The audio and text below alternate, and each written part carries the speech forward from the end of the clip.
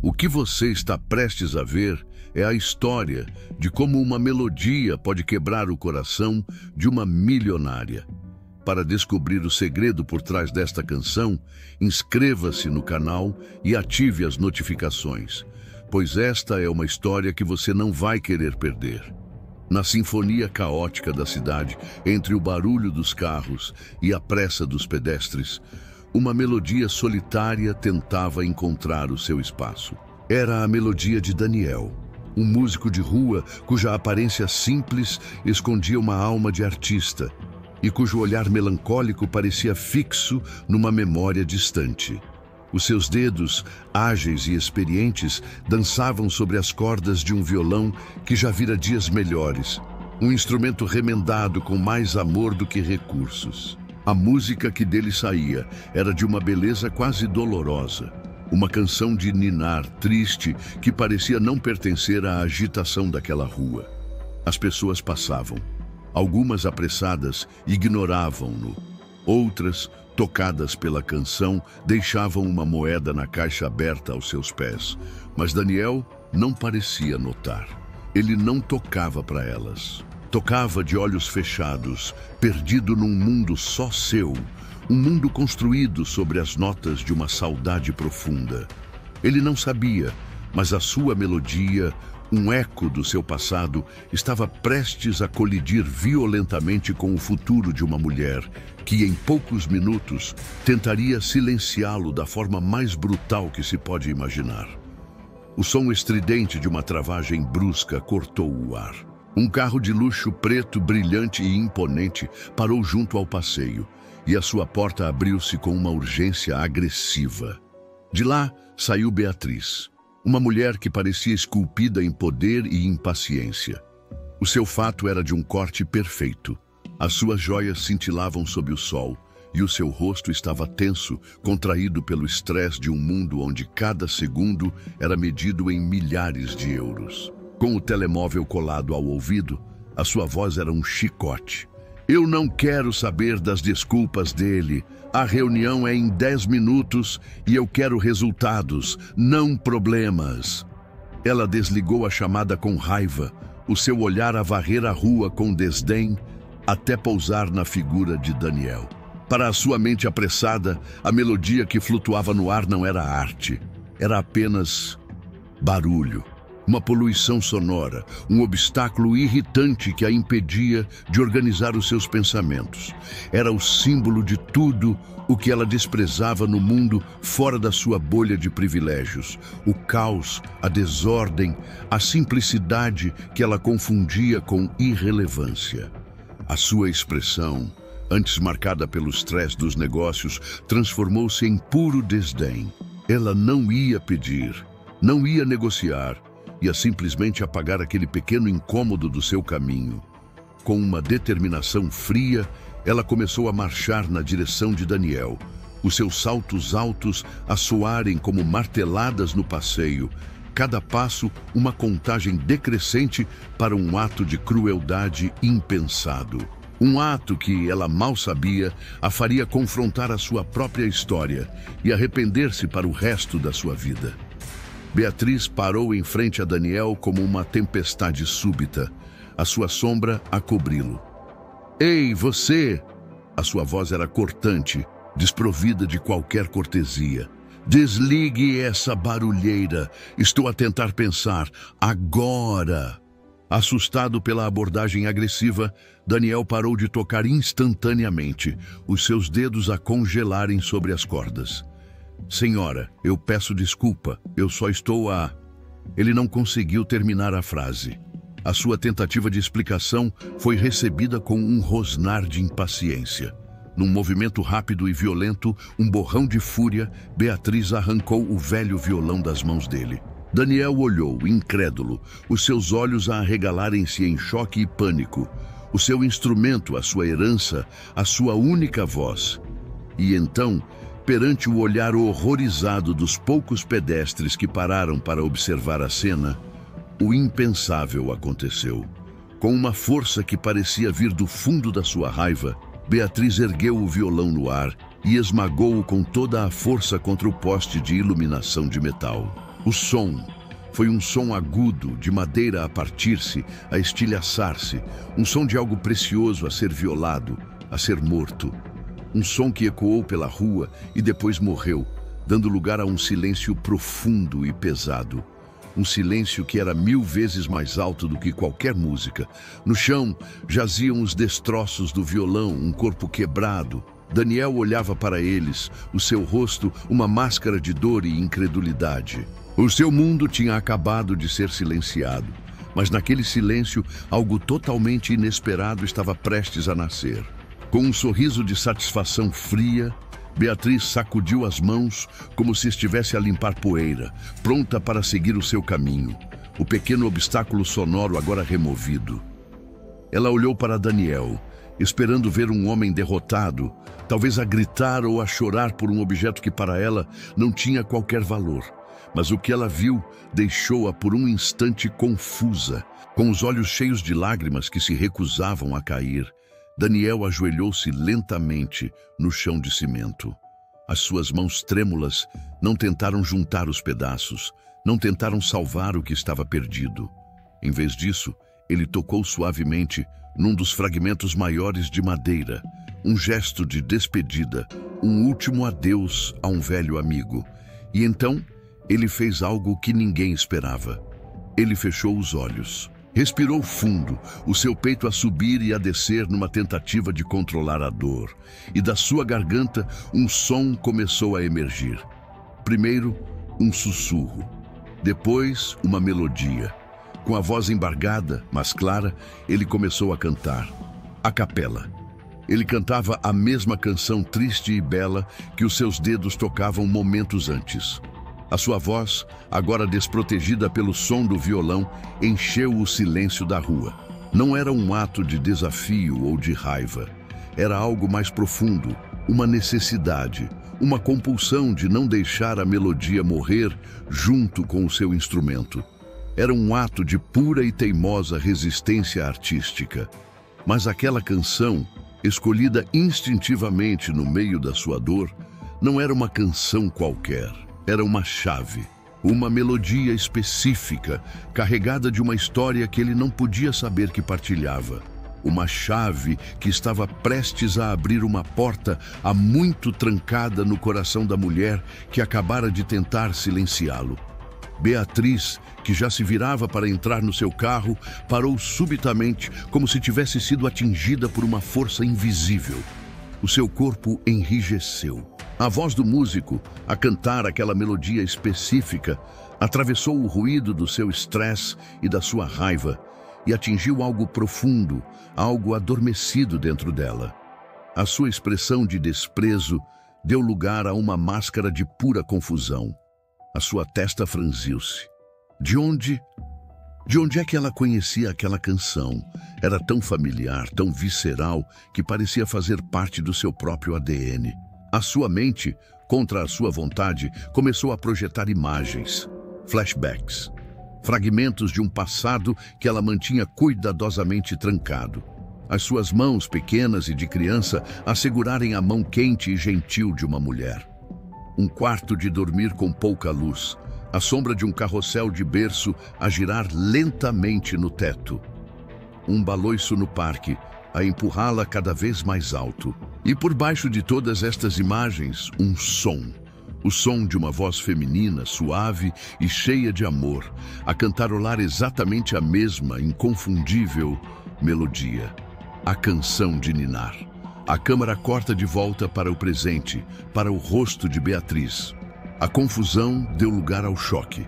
O choque deu lugar a um horror crescente. Os seus olhos arregalaram-se, a sua boca abriu-se ligeiramente. A compreensão, lenta e depois avassaladora, começou a despontar como um sol terrível no seu horizonte. Ela olhou para o músico, agora não como um obstáculo, mas como um fantasma. Um mensageiro de uma memória que ela não estava preparada para revisitar. Não ali. Não daquela forma. A sua respiração tornou-se curta, o seu coração a bater descontroladamente. A melodia continuava, e cada nota era agora um martelo a quebrar as defesas que ela levara uma vida inteira a construir. A barragem rebentou. A memória, agora completamente nítida na sua mente, não trouxe consolo. Trouxe uma dor aguda, devastadora. Aquela era a canção.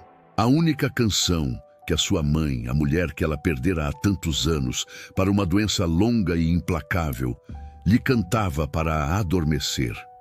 Era o som da sua infância, o hino do seu porto seguro, a trilha sonora da sua memória mais preciosa e sagrada. E ela, no seu estresse, na sua raiva, na sua pressa cega, tinha acabado de a profanar, tinha esmagado o veículo que trazia de volta a voz da sua mãe. Uma onda de náusea subiu-lhe pela garganta. A força abandonou o seu corpo. A sua bolsa de couro cara, que ela segurava com tanta força, escorregou da sua mão e caiu no passeio com um baque surdo, o seu conteúdo a espalhar-se pelo chão. As suas pernas fraquejaram. E perante o olhar chocado do músico e dos poucos curiosos que ainda observavam a cena, a mulher de ferro, a executiva implacável, desabou. Ela caiu de joelhos no cimento duro, o seu corpo a ser sacudido por soluços convulsivos que pareciam vir do centro da terra. As suas mãos, antes tão firmes e autoritárias, agora cobriam o seu rosto, tentando em vão esconder as lágrimas que corriam livremente, misturando-se com a sua maquilhagem cara. Não eram lágrimas de raiva ou de frustração. Eram as lágrimas de um arrependimento tão profundo, de uma dor tão avassaladora que a desfaziam por dentro. Cada nota que Daniel continuava a cantar era agora uma agulha a perfurar o seu coração. Ela não tinha quebrado apenas um violão. Com as suas próprias mãos, num acesso de fúria cega, ela tinha estilhaçado a sua própria alma em 1000 pedaços. Ao ver o sofrimento genuíno e devastador daquela mulher, a voz de Daniel finalmente vacilou e silenciou. A sua própria dor, a perda do seu instrumento, foi momentaneamente eclipsada pelo mistério daquela reação. Ele, que fora a vítima, olhava agora para a sua agressora desfeita no chão e sentia algo que não esperava, uma estranha e confusa compaixão. Beatriz, a soluçar de forma quase incontrolável, levantou o olhar. Os seus olhos vermelhos e inchados encontraram os de Daniel. Essa canção, gaguejou ela, a sua voz um farrapo. Era a canção da minha mãe. Ela cantava para mim. Num esforço para se levantar, ela cambaleou, desajeitada, a sua dignidade em frangalhos. Eu sinto muito, disse ela, as palavras a saírem num atropelo. Eu não sabia. Por favor, eu não fazia ideia. Perdoe-me. Num gesto automático, ela abriu a sua bolsa caída, tirou de lá um maço de notas de 100 euros e estendeu-o a Daniel, a sua mão a tremer. Tome, por favor, compre outro violão, compre o melhor da loja, compre 10 se quiser. Era a única forma que ela conhecia de reparar um erro, com dinheiro. Mas Daniel, com uma tristeza profunda no olhar, apenas abanou a cabeça negativamente, recusando o dinheiro com um gesto suave. Senhora, disse ele, a sua voz baixa e cheia de uma dor que ela só agora começava a entender. Este violão, ele não se pode comprar numa loja. A sua resposta enigmática deixou Beatriz ainda mais confusa e desesperada. Se o dinheiro não podia consertar, o que poderia? Como poderia ela agora reparar o mal que tinha feito?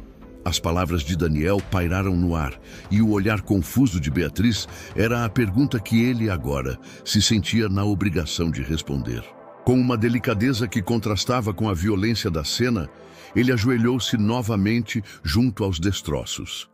As suas mãos percorreram os pedaços de madeira partida, como se procurassem algo mais do que apenas os restos do seu instrumento.